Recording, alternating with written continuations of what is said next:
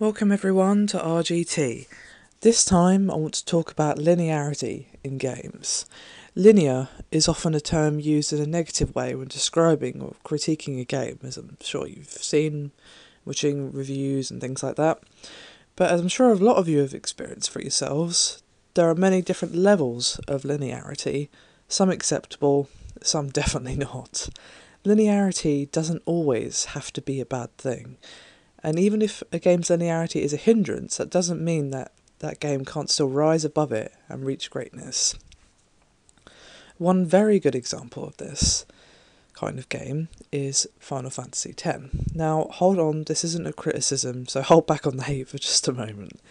Although there is a ton of extra stuff to do in this game, like extra bosses and so on, the path you take still is quite linear. Think about it for a moment. Until you get the airship late in the game, there is very little exploration to be had. The path towards the next story point is, in essence, a straight line. Obviously not literally, but if you think about it, there's very little deviation. Even the way the maps and areas are designed leaves little room for free roaming. Also, because of the nature of the game, if you were to explore and go off the beaten path, you may find yourself forced to turn back because of the strength of the enemies you encounter.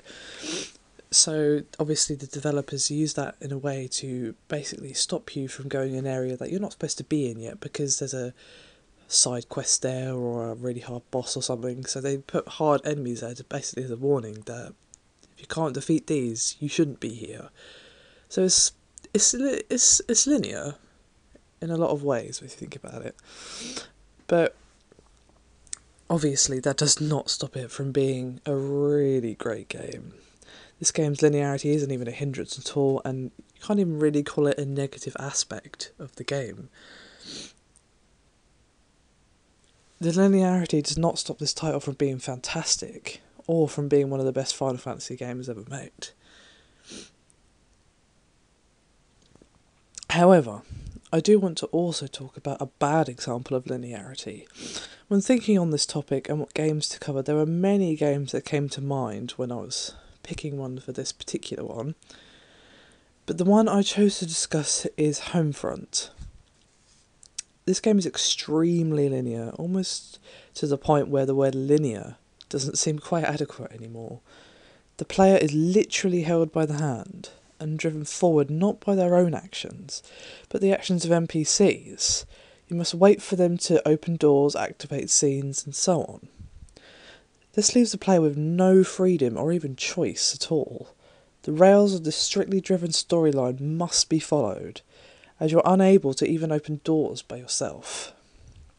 Obviously, not every game needs to be about exploration, but such a slightly confined path is a little ridiculous in my view. Of course, this is my personal opinion, so if you may not agree, that's fine. As I've said before, the world would be a very boring place if we all held the same view. But still, in my opinion, this game is an example of a game being far too linear and constricted, and I feel it definitely holds the title back. This type of linearity is an understandable choice for developers, as it makes the game much easier to control by knowing exactly what the player has, like their HP, weapons, ammo, or even their position on the game map. I do still feel, though, that this is a bad choice for any game to be this restricted, as not only does it affect the player's enjoyment and experience, but it also directly affects the shelf life of the game. If the game has so little breathing room, what reason is there to replay it, or to play future DLC even? This is definitely something that needs to be considered when making this kind of choice. I can understand the choice to want your game to be linear and stuff like that, but this is to a silly level, in my opinion. If you had already played through this game, the single player, I mean, why would you replay it? Why would you? There's no reason to.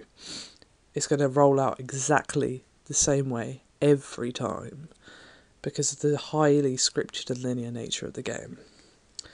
I really feel like this on-rails hand-holding is something that needs to go, or at least loosen up in gaming, because this level of linearity can really hold a game back and stop it from achieving its full potential. I mean, how many games can you think of that have been spoiled, or at least made the games not quite as good that you've personally played? I can certainly think of a few. These are just two examples. I mean, I could give more examples of good and bad linearity. Good linearity would be Limbo, for example. Not going to go into that. So there's many different levels, but this level...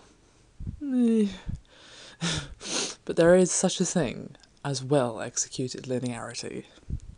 Anyway, I think I've said all I've had to say, so thank you for watching, and I hope to see you again soon.